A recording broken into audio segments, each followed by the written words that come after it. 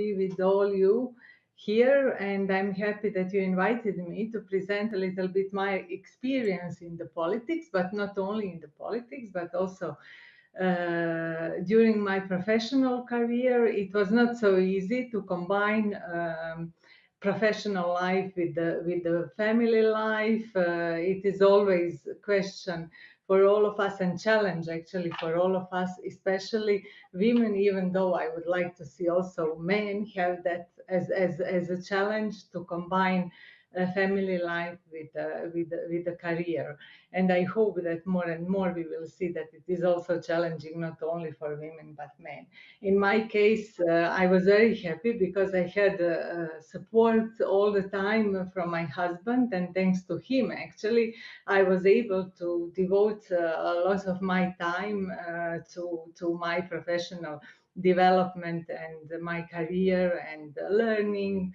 All the time I learn something, and then work till late during the day, late evening, late night, and also during the weekends. So it's always like a lot of things to be done.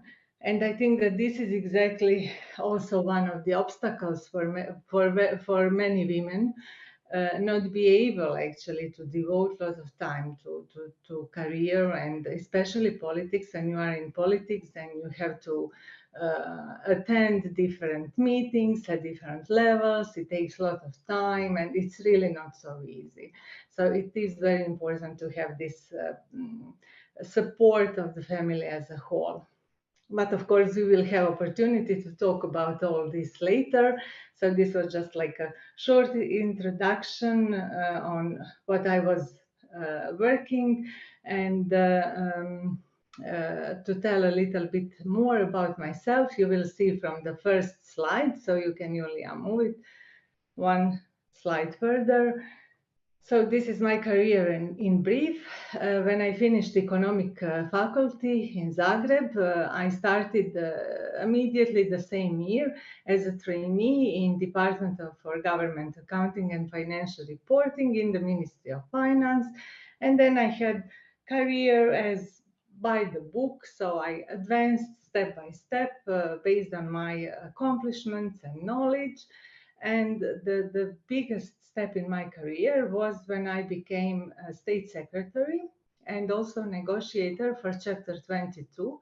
So Croatia was out of the European Union till July 2013, and then before that, starting with 2005, actually we became like candidate country, and then we had to work on this negotiation with the European Union and accession to the European Union. And in 2008, I became not only a chief of one chapter, but also deputy chief negotiator. So I was very happy to deal with this, but why I'm mentioning this position, this is fourth point from the top, because this position of state secretary is political position, but I was appointed at this position without any political background. So at that time I was not actually politically active, and I was appointed based on my knowledge, on everything what I invested in my career. And even hints from the European Commission went into that direction to the Prime Minister and Minister, that it would be good to have somebody like me to deal with Chapter 22, to deal with negotiation process, that it would be beneficial for the country as a whole.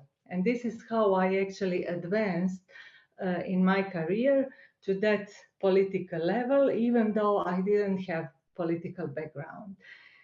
But then in 2011, in Croatia, we had elections, and new party came into power. And then that new party, which formed the government, they actually somehow behaved like all people who were in the Ministry of Finance at that time, and especially people at the political positions belonged to previous party, and somehow they didn't want them. And I decided myself that I don't want to start now from the beginning, convince somebody that I really know my job. And I left Ministry of Finance, and then I established my own company, Center for Public and Non-Profit Sector Development. It was a non-profit organization, and together with this non-profit organization, I started my own business. And this was very interesting because it was very successful. But also at that time, a party which was now opposition party, and it was party in power when I was state secretary, invited me to establish one committee within the party and help them to criticize or to follow and monitor what is government doing in the field of the European funds, economic policy, and everything what was my expertise.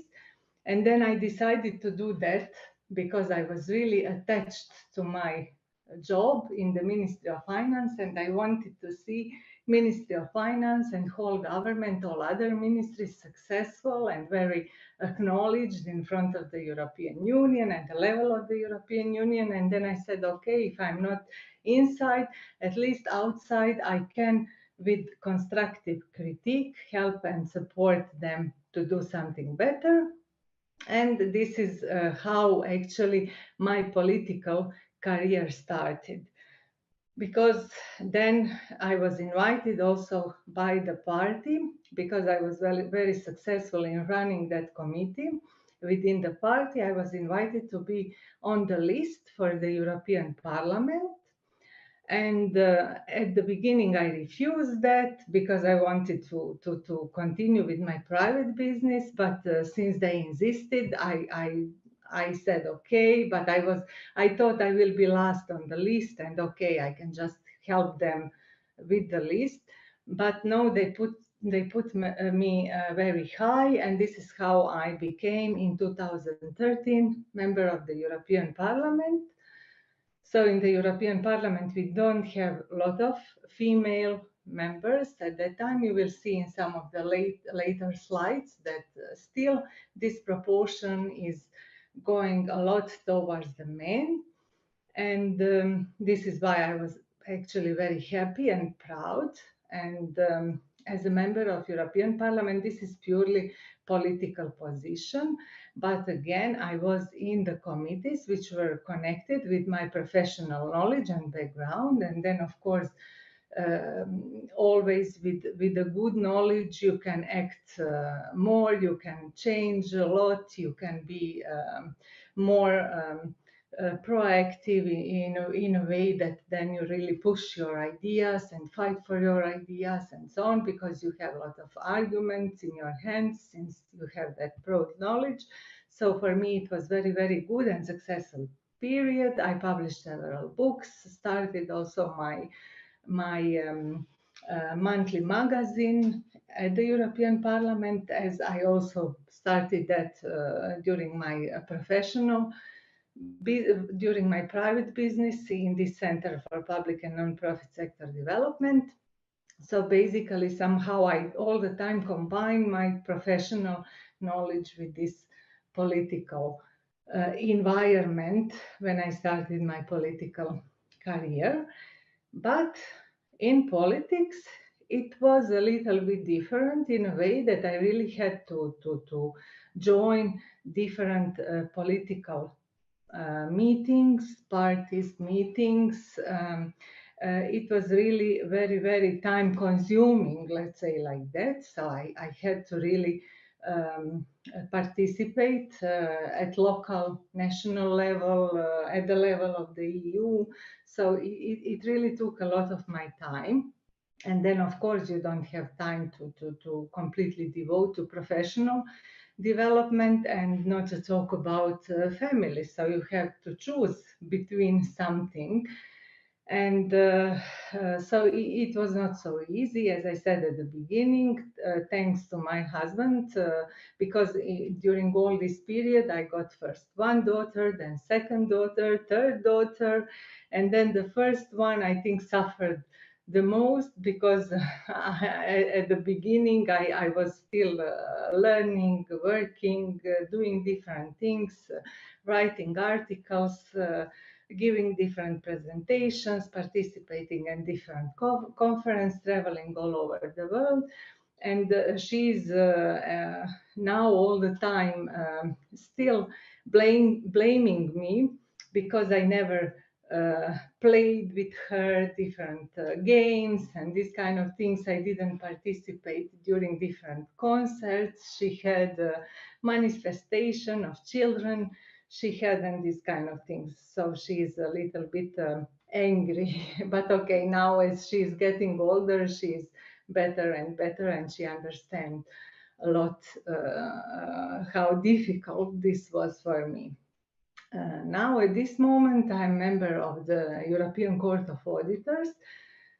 I actually, and this is again my step back from the political career, let's say like that, because I'm not anymore active in politics, because we as a members of the European Court of Auditors cannot be politically active, and it is a really pure professional position. And I got this position because I decided actually to move from the politics, even though my colleagues asked me, am I sure that I don't want anymore to, I don't know, go on the field, talk with the people, you know, present them different things and run for different positions and these kind of things. But even I was present for a short time. Somehow I felt that I don't like to repeat myself, you know, to all the time talk the same things in front of the people. If I don't see like a huge changes, huge jump, which I can show them, then I didn't want actually to really again deal with the same. And this is why I actually decided to join European Court of Auditors, and I had all relevant qualifications for that, because during this my professional career I also got not only master degree on accounting, auditing and finance, but also internationally recognized certificate and diploma in auditing. So basically I consider myself as a good candidate for this position. And then I was supported also by the Croatian government, parliament and European Parliament. And now, as of 15th of July 2019 till now, probably till 15th of July 25, I will be in the European Court of Auditors. So this is in brief about my career. I know that we are a big group and I cannot, of course, see you because you are all you all stopped your video, so it's not the same as when we are together in the conference room and then can talk together and communicate, and you can ask me different questions, because at this moment I would like to ask you if you have some questions. I'm glad to answer before I continue. So how we usually do is we have students, they're all muted now. So if anyone wants to raise their hand, just maybe add a comment, add a question, feel free to do so and I will unmute you. So we currently have 140 students, so feel free. Okay, we do. Bayrimu, go ahead.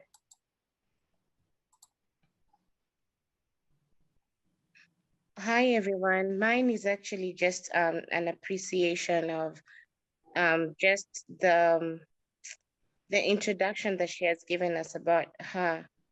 The fact that she projected family dynamics when it comes to women in politics, and not just in politics, even professionally in your career, where more often than not, it's such a huge decision to make, and you you feel obligated. It's like you have to choose between family and your, your career or your success, even in politics. So thank you for bringing that out. Thank you very much. Yes, exactly. Go ahead. Yes, exactly. It is very difficult and it is a choice. And then, as I said, I have this problem still with my oldest daughter.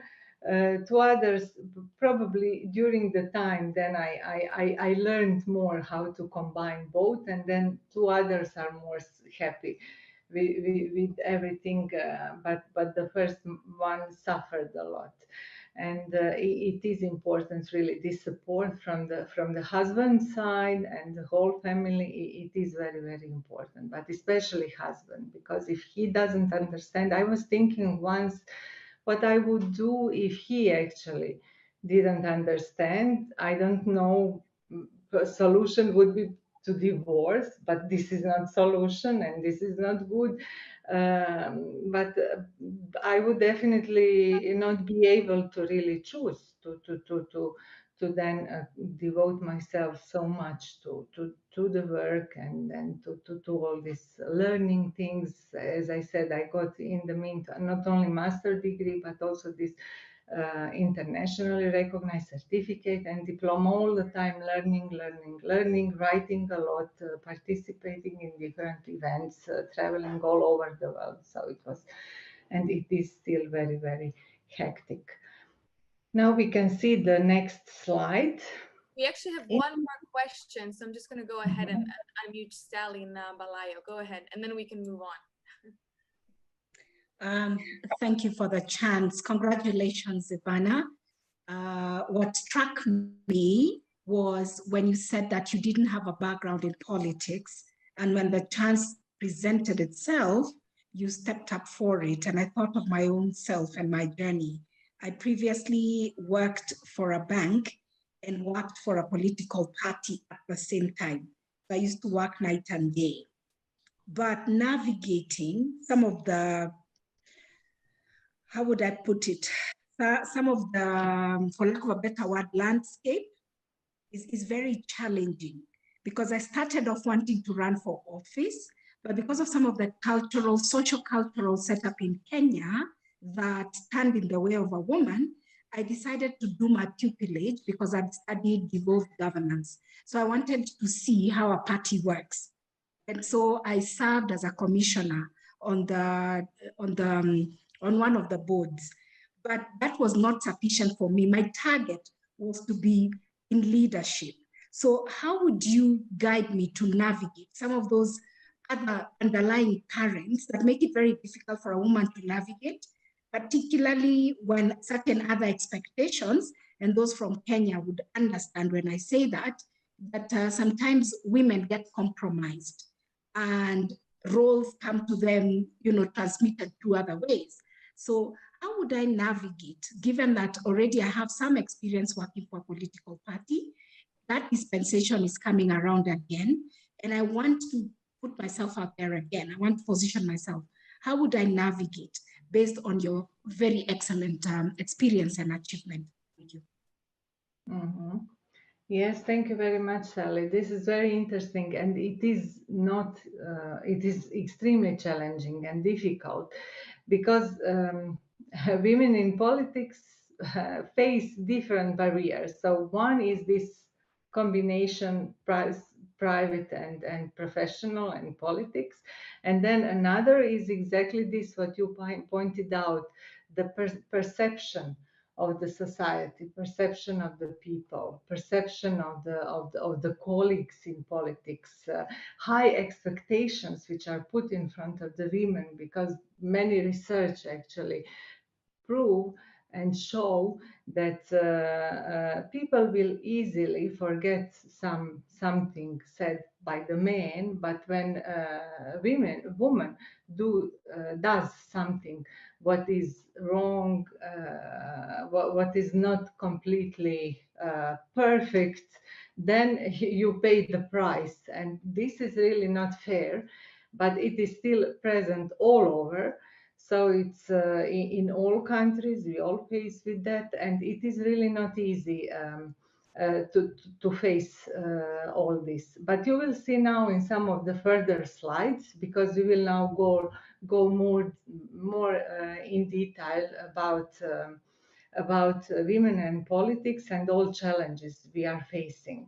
So maybe this second slide is not so important, but we can just quickly go through. So many pluses and minuses, and you are very, very active in politics. It is always, but you may travel around the world, but you will barely have any leisure. You can do good for your country, but people may not always understand your decisions and these kind of things. But now, before proceeding with exactly this, Sally, what you asked, we will have one small exercise for all of you to see what will be the result of small pool. So we can go, Julia, slide further and have first pool. Yeah, exactly. So basically here, first question for you, and then we will discuss these barriers for women to join politics, because this is exactly, Sally, what is bothering you, and what was also my challenge and my problem, and all of us actually are facing with this. But now let me see what is your feeling. You have 6 possible choices, and each of you can choose 3, and then we will see the results. So in your opinion, what is the main barrier to women joining politics? Don't want to fight with male colleagues, don't have enough time, unequal family responsibilities, as we discussed, lack of ambitions, violence directed at women in politics, gender roles and stereotypes, lack of networks, and female role models. So you can mark 3 out of these 6.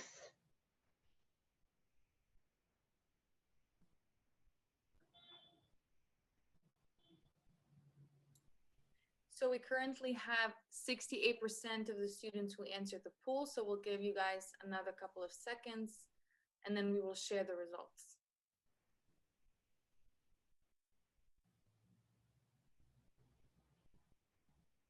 All right.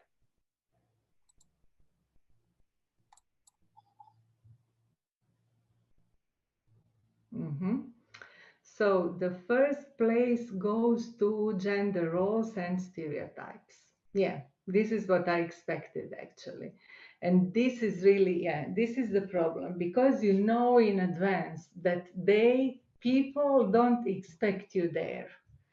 And you know in advance that probably you will not get enough support. And this is why we actually gave up, and we decide not to involve and enroll ourselves in politics. And it is really not easy to change. We will see later, and we will have another small pool also for this, how to change this and what to do, what can be done.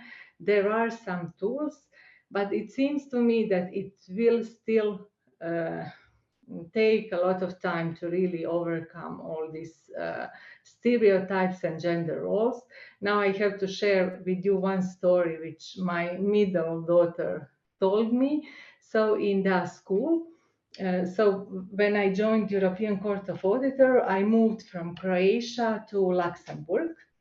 And in Luxembourg, my daughter enrolled in European school. And you know, Luxembourg is like the most developed country. People are open-minded. You think you will not actually face any stereotypes, any difficulties, especially regarding gender roles and these kind of things. And then one day, my daughter came home and she was furious. She was so angry. And then I asked her what happened. That day, they had this gender swap day in the European school. So basically, this is the day when all girls come to school and as a boys, so they put different clothes which boys normally wear, and then all boys as a girls. And then she came so angry, and she said 90% of boys came as a cook and cleaning ladies. And she was furious, like, what is this? So they see us only as a cook and the cleaning ladies, and that's a terrible. It was really, and it is really embarrassing, you know. It's in the richest country in the world, and you know, you really don't think that you will face something like that. And this happened, and then I also protested in front of the school, and I actually sent letters to the director. They should actually change this, because this is not fair, and how they treat actually girls then in this case. So it's and then can I see again the results that we see, because this is yeah. And then second, which you choose, is this violence directed at women in politics. This is also, I really like how you answered, and this is exactly the list I would do also. So this violence is terrible. I don't know if you have heard about our president, because Croatia had president which was very famous all over the world actually, and she positioned, I think, very well Croatia internationally. Kolinda Kitarović. Have you maybe anybody heard about Kolinda? Yeah, she's really, I also love her a lot, and she's really so nice and very smart and great person.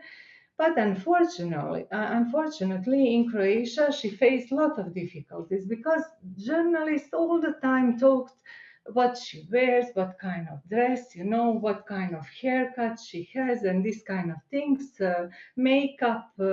Everything is more important than what is she saying, what she's doing, and these kind of things, her messages and something like that. So and only once she had one speech which was not so good, which was not so great, and then they did so many terrible spots out of this speech, making her silly, and it was really terrible. And now we have male president who is 1,000 times worse than her, but okay, he is not facing at all this kind of critics or something like that. So it's terrible, and definitely very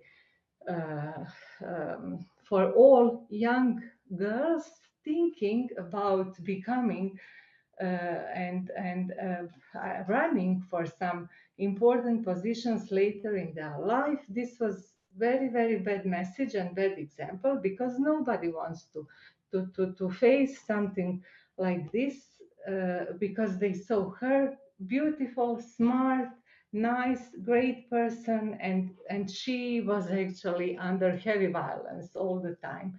And of course that nobody wants that. And this was not something what created like favorable environment for other girls in Croatia. Even though she was like a role model, but based on her example, now more young people don't want to join the politics than that they want, and because of environment, and it's really terrible. And then also all other what you said, especially this don't have enough time. So we already discussed this, because you have really to participate at different meetings, and oh my God, they are all the time. You know, I was so shocked when I started actually, and when I started to participate. So it's not like once per week or something like that, but every day you have something at local level, at this regional level, national level. You are all the time, you have to be present all the time. So many different meetings, so many different committees on different topics with different, and then it's really, it's unbelievable. And then celebrations, different kind of celebrations all over. So if you want to be successful, you have to be present, and it's really not easy. And for men, for them, it's like, okay, it's free time. They just make friendships and play football, do who knows what, and they enjoy. And for us, it's really like, now we are taking time from our family to be now with people who we don't know so well, but we need to know if we want, of course, to be present and to progress. So it is very, very, very difficult and different between men and women. And then also, what is your fourth choice is don't want to fight with male colleagues. This is also true, because I don't know, fourth is lack of networks and female role models. This is also very, very true. Lack of networks, especially because this men's networking is far, far more developed and present. And then this fight with the male colleagues, also very lack of ambitious. Yeah, it is less about lack of ambitious than all others. I completely agree with how you actually put the order. Thank you very much. So now you can see also from these common barriers, everything what was in the pool is also part of this, and these are all, now this is from theory, but actually you all know that very well. So barriers that block the supply of women entering politics. Then we have barriers limiting demand for women candidates, and the last one is institutional barriers, the way the electoral system itself is set up. This is also very important. So we can proceed, Julia, because we don't have a lot of time, and I would like to show other slides.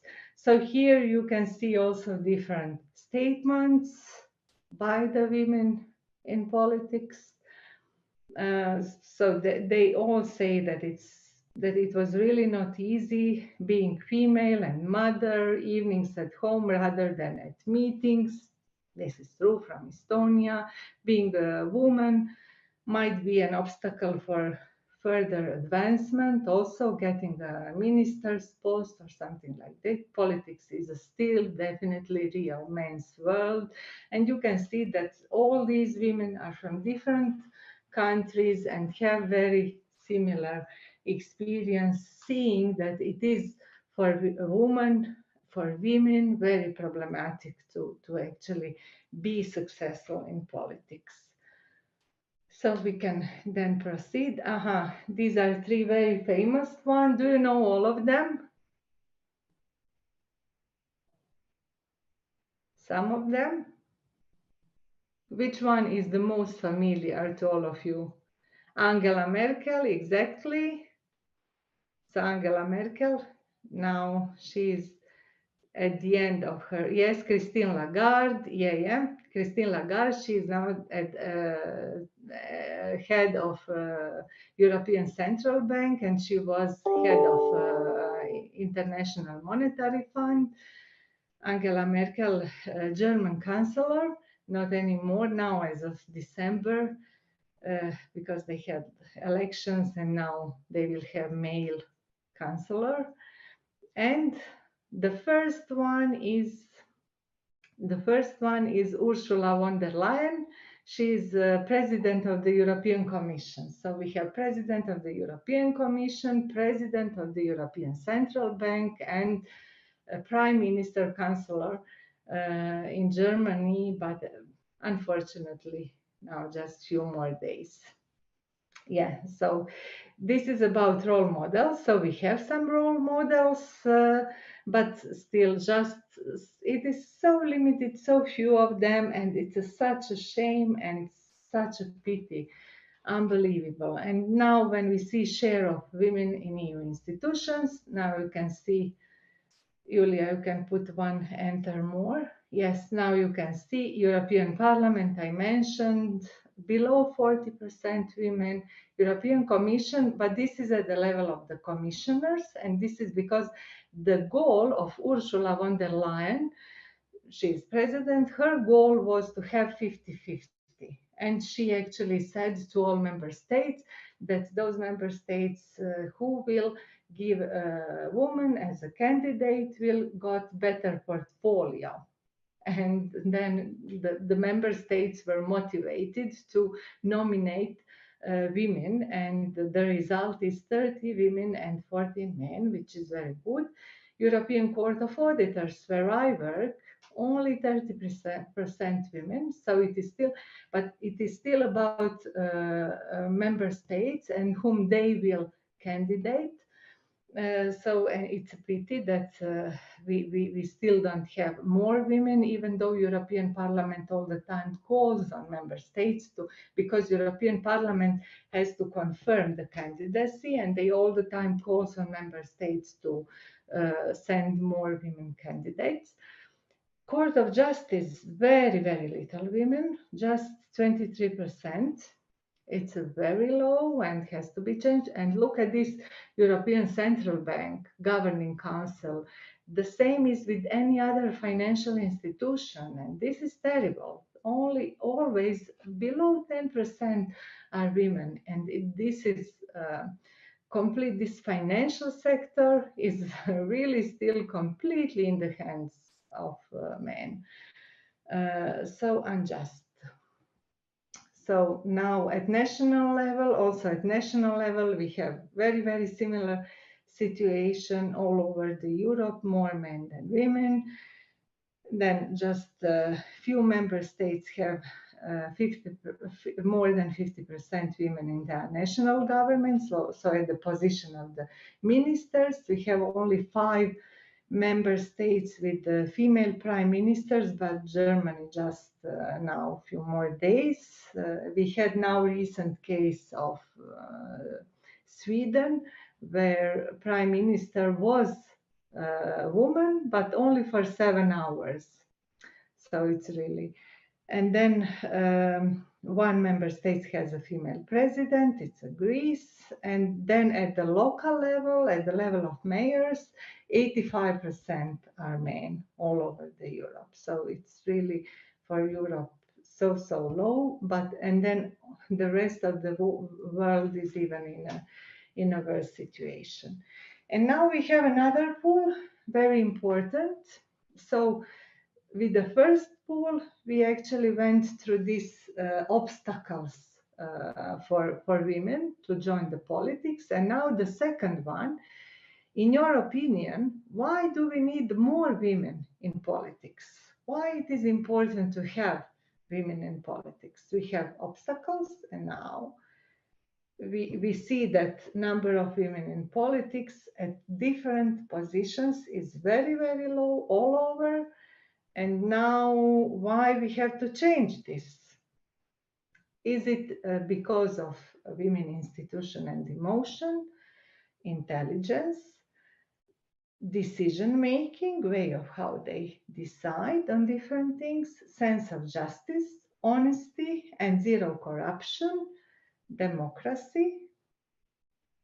Democracy meaning that we need like different views, different way of thinking to then be able to really get best out of this variety of thinking when we have like half men, half women. You can again choose 3 out of 6.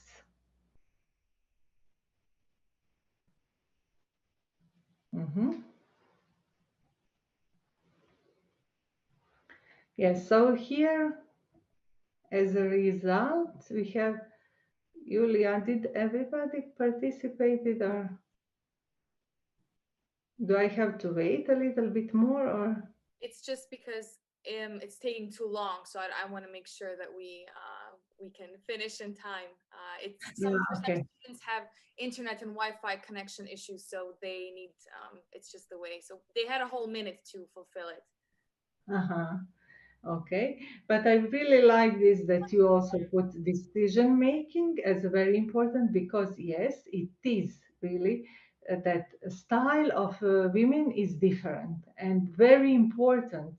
And it is very important to have these different styles, and this is why decision making and democracy definitely, and also yes, intuition, emotion. Yes, it is.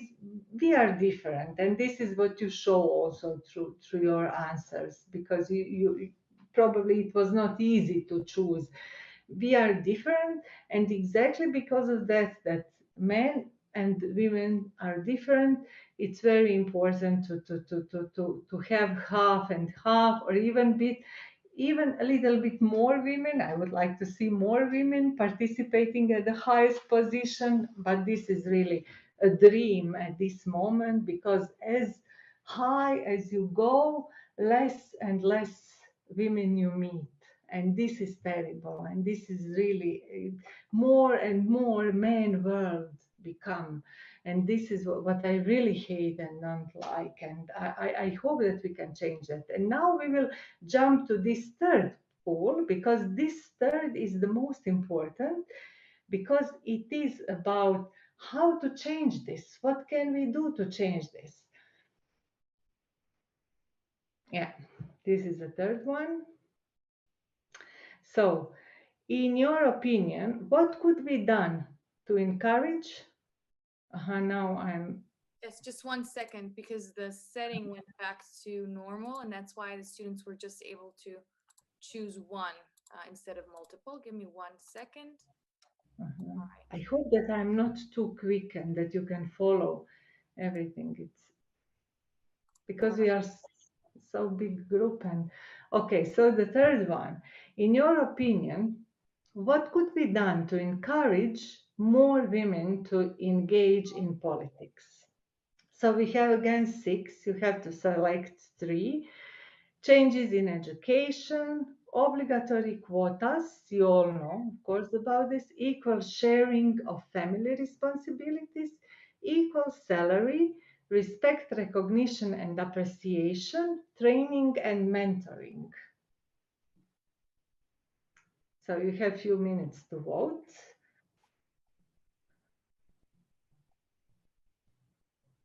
I will take the time real quickly. You really inspired me with what you said about our president, because it is literally what was triggered in my mind. I remember when she had her first day in office, it was like such a big day for the country, first female leader in that sense. And I remember thinking, wow, maybe this is something that I will do one day. But then everything that has happened to her career, and I didn't think about this before you said it, but it actually did influence my way of how I saw women in politics. So that's a shame. And thank you so much for bringing that out.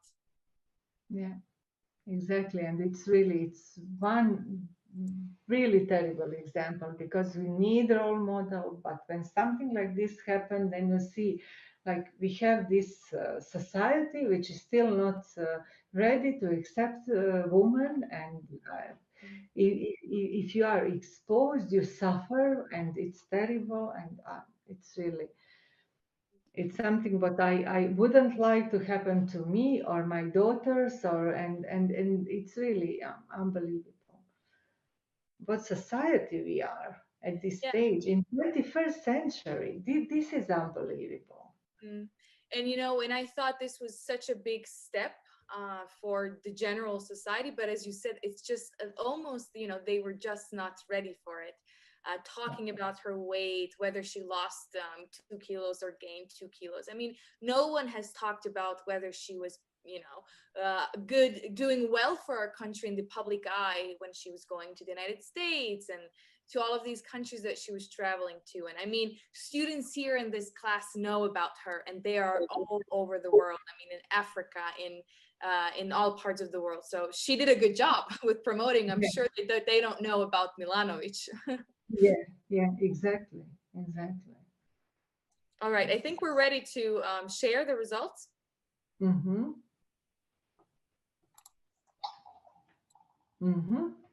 Very interesting. 62% respect, recognition, and appreciation. I completely agree. And this case of Colinda really showed this. Because, of course, if we had with her different situation, she would be this role model inspiring all girls and young women to enroll in politics and start their careers. But now, exactly because of this lack of respect, recognition, and appreciation, we have completely different situation, and this is happening all over the world. And exactly, this is, yeah. Thank you for this, because we all share the same. No matter where are we coming from, but we yes, we strive for the same, and we really we would like to see the same, but this is still a huge battle in front of us. Yeah. And then another, training and mentoring, exactly, very important, because we feel, of course, that we have to learn more how to position ourselves, to train more. But I think that it is important to change actually society, but what is not easy. This is why you put changes in education at fourth place. I would put it very, very high, because this changes in education from the very, very beginning, starting with kindergarten, explaining that we are equal, that you cannot give your daughter to cook for your son, and then that it is completely fair to be opposite, that he prepares something for her, that she cannot, in the family and in the school, that girls are not the one who should, I don't know, collect everything and make all toys in order, and boys are just playing and this kind of thing. So we have to start from the early age, not only in kindergarten and schools, but also in our families. This is extremely important. This is what will change our society. This is what will give us then in future respect, recognition, and appreciation. We are all mothers, and we can influence our children, and we have different gender in the family. We have to treat them equally. So everything has to start from us also. This is why this education for me, and not only formal education, but also in the families, is extremely important. But of course, training, mentoring, respect, this is all important. Equal sharing of family responsibilities, extremely important. We discussed that from the beginning, like I wouldn't be able to do anything without support from my husband, and equal sharing. Even in my case, it was more on his side. So he invested more time for the family than myself. So it's really, it is very important, equal sharing. Obligatory quotas. Now I would like to hear from some of you. Why do you think that obligatory quotas are not so high at this list of priorities?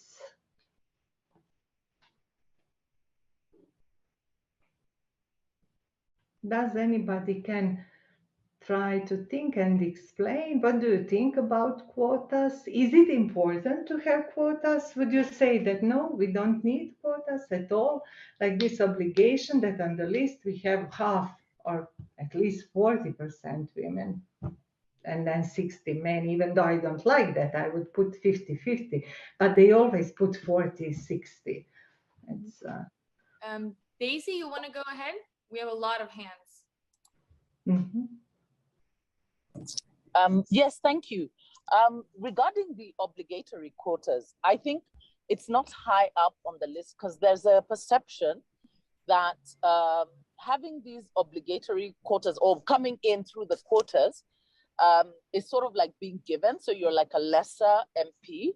And we have, especially in Kenya, there's been this perception that it's free things, or you are considered the girlfriend, or you exchange some sort of unsavory favors to get to where you are. So you're sort of like not an equal member or equal representatives. However, we have found that obligatory quotas have worked to increase women's participation. For instance, in Kenya, we have 47 seats that are exclusively for women, and you cannot vie except that you are a woman.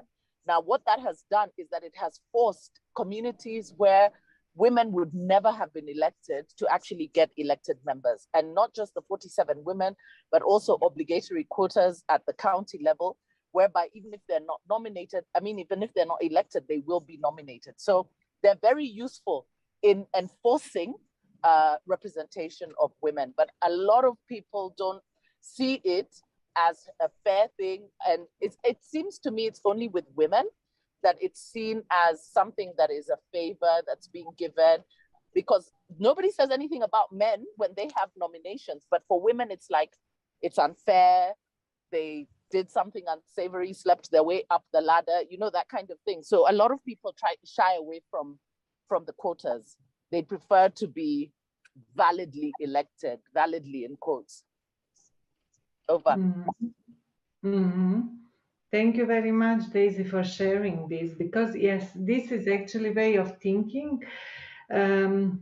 Also, when we discussed these quotas in Croatia and in the European Parliament, this was like, okay, then because we don't feel comfortable with these quotas. But then on the other hand, if you don't have quotas, then women don't have at all any opportunity to be put on the list. And this is because if we don't push somehow and make and force this main world to give a little bit more space to women, then it will never happen. But even with quotas, they then tend to find way how to blame us, blame women, why actually we are on the list only because of this requirement, not because of our qualification, knowledge, competencies, and these kind of things. And it is a huge struggle.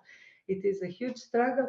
But I think, for example, from my experience, that thanks to quotas in Croatia, in party which I belonged before my joining the European Court of Auditors, thanks to that, we finally had some smart, bright, brilliant women on the list.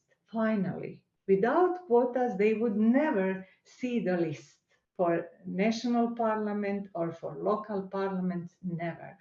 So I see, like, but you are right. They actually suffered from this accusation that they are on the list because they are women, even though they are, in my opinion, hundreds times smarter than male colleagues on the same list.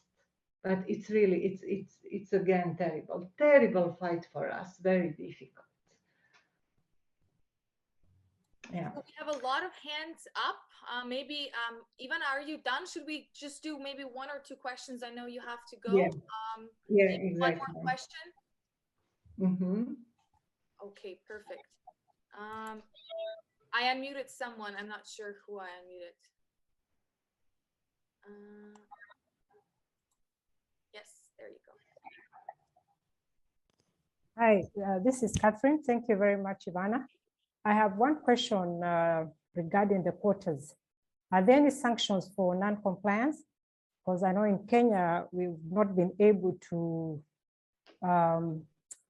implement the two-thirds gender rule in the parliamentary, constitutional and legislative seats. So are there any sanctions in your country for non-compliance? Yeah, we also have sanctions. We have sanctions for non-compliance, and then, but many parties are actually ready to pay fees, and they still don't have this social sanction in a way that then voters don't want to vote for these parties. But they have to pay fines. They have to pay fines, and they are ready to do that. Don't worry, they just pay, and that's fine. And it's really not fair. And I hope that eventually over the time they will pay in a different way. That actually people will stop voting for these lists where we don't have at least 40% of women. But who knows how long we will have to wait. Any other question? Of course, the presentation we will get, I think that it was more important to go through the polls and see how you actually see what is your perception, and everything what you said for me was also very, very valuable, and how you voted and the list you made, it's really amazing because you really pointed the most important.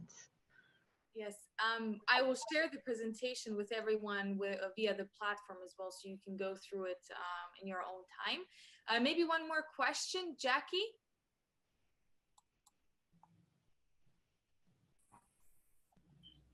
Thank you very much for the presentation. It was a very powerful, real experience of what women are facing globally.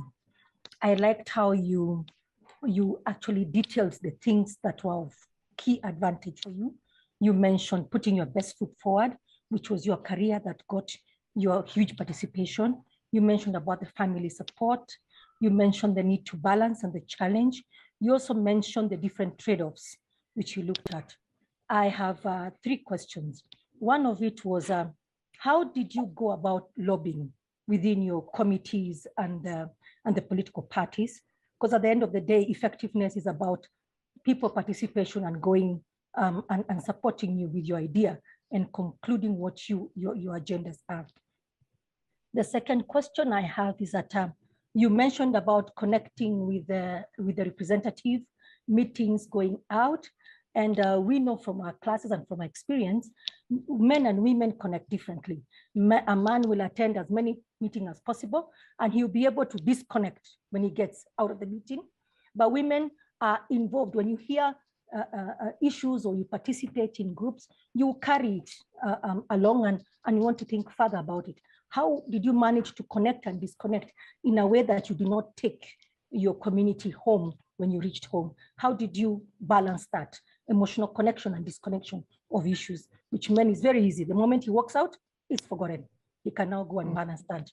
And my third and final question is that how did you negotiate your give and takes, both in terms of your family, because at the end of the day, much as you have a supportive family, you don't want to assume that and take advantage of it. You want to make sure that their life also is balanced. It's not, they don't sacrifice so much so that you can keep a healthy balance in your marriage and relationships. Thank you. Yeah. Thank you, Jackie, very much for these questions. These are extremely important, actually, to really be able to be active in politics. So first, lobbying within the party and how I actually get people supporting me. This was interesting because actually this is something what was the result of my previous work and career and professional knowledge, and then they actually recognized me because I was in Croatia responsible for the European funds, and from European funds many projects all over Croatia are financed, and then everybody knew when they hear my name, they connected myself with the European funds and different projects. They knew that I am very professional, that I know very well my job, and this is what actually gave me appreciation from their side. So because of that, somehow it was smooth because I came from the ministry, from the environment where I was very much appreciated as an expert, and then I became politician, and then people in the party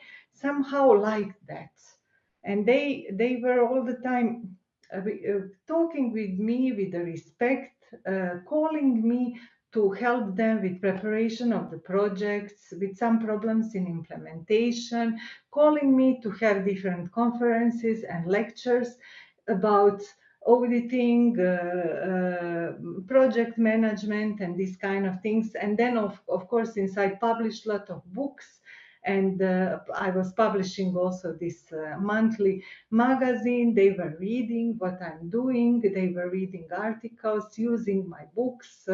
This was also very welcomed by young people, students, and then also youths in the party.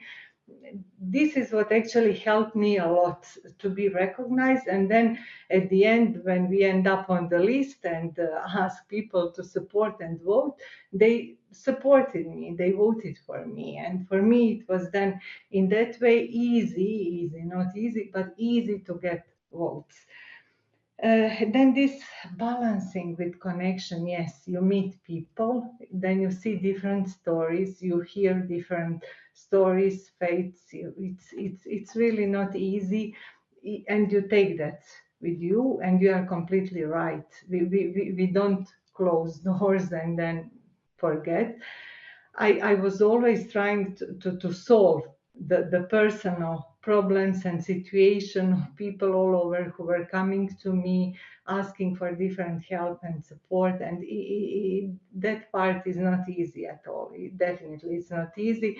Then in the European Parliament as a member, I had like small office with several people, and we were all working days and nights because we tried to answer each and every question, support all people, help all of them. So did we succeed completely? Not completely, but at least many people are satisfied and happy with what we did for them. But it was not easy. It was really difficult. And this is then connected also with this life balance between family life and everything what I did during my political career and professional career. So again, it is not easy. But of course, I tried to use my free time with the family in a more quality way, in a way that I really sit and talk with my children, see what they need, try to support and help them to do, encourage them to do and get what they need.